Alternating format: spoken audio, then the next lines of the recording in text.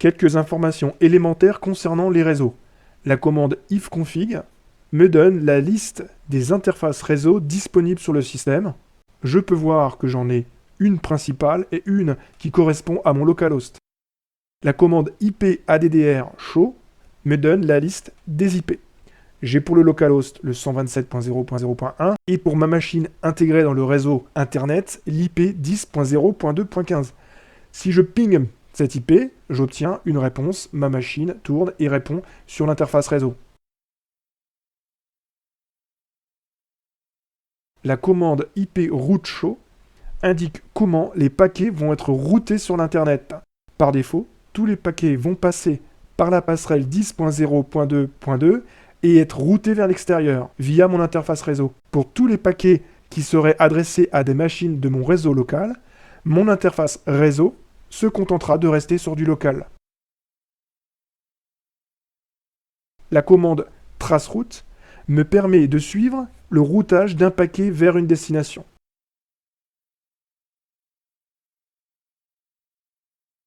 La commande host me permet d'afficher l'adresse IP correspondant à un nom de domaine. Elle fait donc de la résolution DNS, tout comme la commande dig. Sur Linux, les machines peuvent communiquer entre elles, il est donc possible de se connecter sur une machine à distance. La commande SSH me permet de me connecter avec un utilisateur donné sur une machine. Une fois connecté avec le compte Legolas sur l'adresse IP 10.0.2.15, je peux taper des commandes comme pwd qui vont m'indiquer sur quel répertoire je me trouve sur la machine distante. Je peux aussi utiliser la commande SSH pour n'exécuter qu'une seule commande sur une machine distante.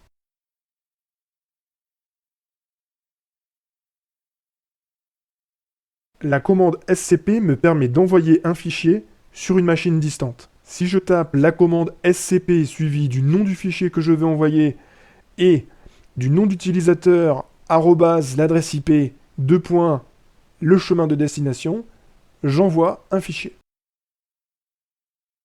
Si maintenant je me connecte sur la machine distante dans le répertoire de destination, je retrouve bien mon fichier.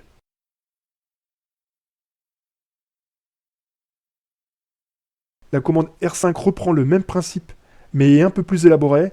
Elle permet également de ne pas envoyer deux fois un fichier si celui-ci existe déjà dans la destination. Elle permet également de faire un certain nombre de synchronisations plus complexes. Elle gère aussi les liens symboliques. La commande SFTP permet d'ouvrir une session sur une machine à distance afin d'envoyer ou de recevoir des fichiers. Elle reprend les commandes du protocole FTP. Tous ces services s'appuient sur le service sshd.service. Avec la commande nstat-tupln, je peux retrouver les ports utilisés, en l'occurrence le port 22. J'espère que cette vidéo vous a plu, merci beaucoup et à bientôt.